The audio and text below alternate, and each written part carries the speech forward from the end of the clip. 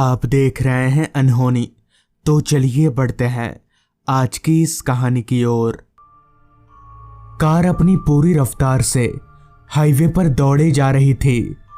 Car की सभी खिड़कियां जहां से हवा अंदर आ सके वो हमने बंद कर रखी थी, क्योंकि मौसम ठंड का था और बाहर बहुत ठंड हो रही थी। घड़ी बता रही थी रात के 12:15 बज चुके हैं। मैं पिछले 4 घंटों से अपने दोस्त दीपू के साथ सफर कर रहा था, मगर मुझे इतना भी नहीं पता था कि हम जा कहाँ रहे हैं। मैंने दीपू से 2-3 बार इस बारे में पूछने की कोशिश भी की, मगर दीपू ने ये कहकर टाल दिया कि वक्त आने पर सब पता चल जाएगा। मगर अब धीरे धीरे मेरे सब्र का बांध टूटने लगा था, जिस पर मैंने दीपू से पूछा, देख भाई, अब बता हम लोग कहाँ जा रहे हैं, वरना मैं नहीं जा रहा तेरे साथ, चल बता जल्दी। इस पर दीपू बोला, तुझे राकेश चाचा याद हैं? इस पर मैंने थोड़ी देर कुछ सोचने के बाद बोला, राकेश चाचा? कहीं तू उनकी बात तो नहीं कर रहा जो तेरे चाचा कुछ महीनों पहले घर से गायब हो गए थे? हाँ मुझे याद है, वो तो मुझे भी बहुत मानते थे। इस पर दीपू बोला, हाँ वही, आज उनका फ़ोन आया था, उन्होंने मुझे और तुझे मिलने के लिए बुलाया है, तो वहीं जा रहे हैं। दीपू की इस बात को सुनकर मेरे कलेजे को शांति मिली और अच्छा भी लगा कि चलो दीपू को उसके खोए हुए चाचा जी मिल गए। तभी मैंने दीपू से फिर पूछा, तुझे एड्रेस ठीक से पता तो है ना? इस पर दीपू बोला, हाँ पता है, तू चिंता मत कर, हम थोड़ी देर में पहुंच जाएंगे। इतना कहकर दीपू ने कार को हाईवे के एक मोड़ से अलग दूसरे रास्ते पर मोड़ लिया। अब हमारे सामने जो रास्ता था वो रास्ता कम, जंगल ज्यादा लग रहा था। रास्ते के दोनों बाजू घने लंबे पेड़ थे जो रात के अंधेरे में बहुत डरावने लग रहे थे। भला ऐसे रास्ते पर किसका घर होगा? अभी मैं ये सोच ही रहा था कि तभी मेरी नज़र रास्ते के एक किनारे पर खड़े एक आदमी पर गई। वो आदमी अपना हाथ हिलाकर मुझे कुछ बताने की कोशिश कर रहा था, जैसे वो किसी चीज के लिए मुझे मना कर रहा हो, शायद आगे जाने के लिए। मगर जैसे ही कार उस आदमी के नज़दीक पहुंची तो वो आदमी पता नहीं कहाँ गायब हो गया। उस आदमी को इस तरह से गायब होता देख मैं हक्का बक्का रह गया। आखिर कोई आदमी इस तरह से गायब कैसे हो सकता है? मेरे चेहरे की उड़ी हवाइयों को देखकर दीपू ने मुझसे कहा, क्या बात है भाई, तुझे पसीना क्यों आ रहा है? इस पर मैंने दीपू को सारी बात बता दी। पूरी बात सुनकर दीपू बोला, ये रास्ता ऐसा ही है, इसे छलावा कहते हैं, तो इन सब पर ज्यादा ध्यान मत दे। मुझे भी लगा शायद ऐसा ही कुछ होगा, वरना कोई जिंदा इंसान गायब कैसे हो सकता है, जिस वजह से मैं चुपचाप अपनी सीट पर बैठा ही रहा। अभी हम लोग आगे बढ़ ही रहे थे कि तभी मुझे रास्ते के किनारे सामने की तरफ रोड के किनारे एक छोटा सा घर नजर आने लगा। तभी उस घर को देखते हुए दीपू ने मुझसे कहा, शायद यही है वो घर जहाँ राकेश चाचा ने बताया था, शायद वो यहीं रहते हैं। तभी मैंने दीपू से बोला, भाई यार, ये राकेश चाचा यहाँ पर क्यों रहने लगे?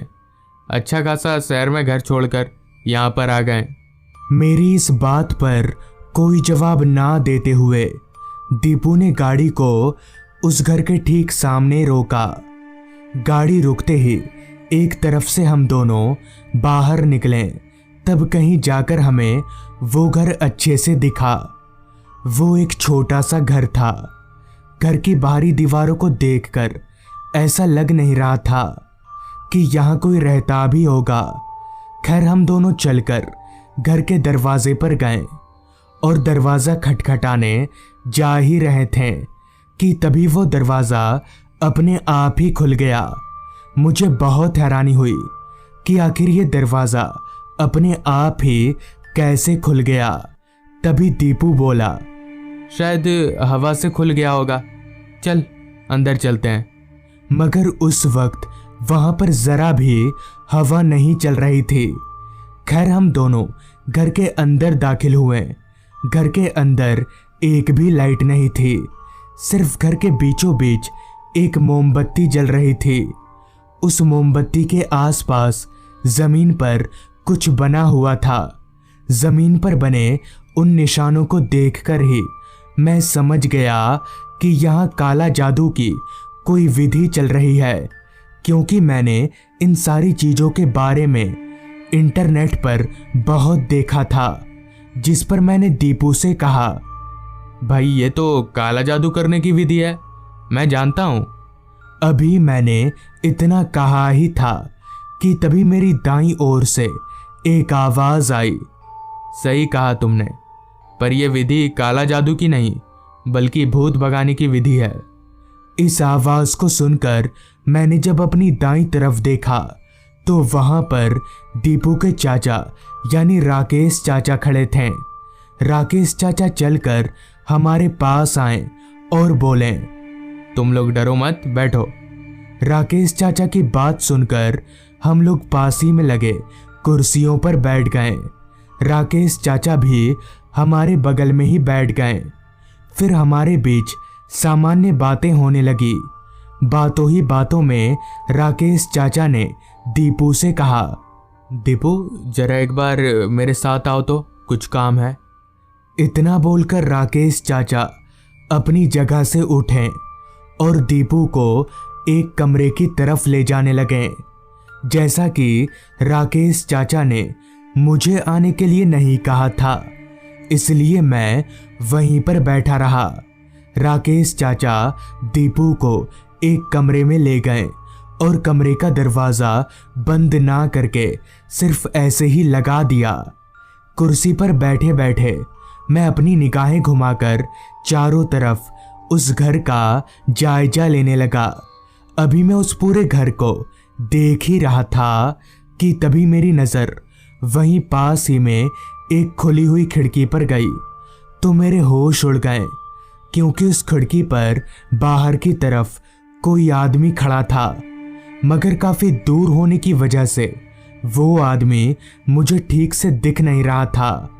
मुझे लगा कहीं कोई चोर बदमाश तो नहीं, लिहाजा मैं अपनी जगह से उठकर उस खिड़की के थोड़ा करीब गया तो मैंने जो देखा वो देखकर मेरे पैरों तले की ज़मीन निकल गई, क्योंकि उस खिड़की पर वही आदमी खड़ा था जो रोड पर मुझे आगे ना जाने का इशारा दे रहा था। और इस बार वो आदमी ऐसा इशारा दे रहा था जैसे वो मुझे यहाँ से भाग जाने के लिए बोल रहा हो। मगर कौन था वो आदमी और इतनी जल्दी वो इस घर तक आया तो आया कैसे, ये मेरे पल्ले नहीं पड़ रहा था। मुझे अब वहाँ पर डर लगने लगा था, लिहाजा मैं वहाँ से भागकर सीधे उस कमरे में घुस गया जहाँ राकेश चाचा दीपू को लेकर गए थे। मगर जैसे ही मैं उस कमरे में दाखिल हुआ तो मेरा डर 7वें आसमान तक को पार कर गया, क्योंकि ठीक मेरे सामने दीपू की खून से सनी लाश पड़ी हुई थी और राकेश चाचा उसी लाश के बगल में खड़े थे। मगर अब राकेश चाचा का आधा चेहरा कुछ अजीब सा दिखने लगा था और उनका भी मुंह खून से सना हुआ था। मैं समझ गया कि यहाँ क्या हुआ है और मैं ये भी जानता था कि अगर मैं यहाँ एक पल और रुका तो मेरा भी हाल दीपू की तरह होगा। लिहाजा मैं उस कमरे से निकलकर झटपट बाहर की ओर भागा। दीपू की आदत थी कि जब भी वो मेरे साथ रहता था तो कार की चाबी मुझे ही दे देता था। लिहाजा मैं भागकर कार के पास गया और चाबी से दरवाज़ा अनलॉक करके अंदर बैठकर कार स्टार्ट करके वहां से भागने लगा। मैं इतना डरा हुआ था कि मुझसे कार ठीक तरह से चल भी नहीं पा रही थी। मेरे हाथ जोर जोर से कांप रहे थे, मगर चाहे कुछ भी हो जाए मुझे अपनी जान बचाने के लिए कार भगाना ही पड़ेगा। धीरे धीरे अब मुझे ये भी समझ आने लगा था कि आखिर वो आदमी मुझे बार बार वापस लौट जाने के लिए क्यों बोल रहा था। अंदर ही अंदर मैं अपने दोस्त दीपू के लिए रो रहा था। मुझे बहुत बुरा लग रहा था उसके लिए। अभी मेरी कार पूरी रफ्तार से हाईवे पर दौड़ ही रही थी कि तभी मेरी नज़र रोड के बीचों बीच खड़े एक आदमी पर गई, पर क्योंकि वो मुझसे काफ़ी दूर था इसलिए उसका चेहरा ठीक से दिख नहीं रहा था। मैंने गाड़ी की रफ्तार कमानी शुरू कर दी और चलते चलते जब मेरी कार उस आदमी के नज़दीक पहुंची तो मैं दंग रह गया, क्योंकि वो शख्स कोई और नहीं बल्कि दीपू था।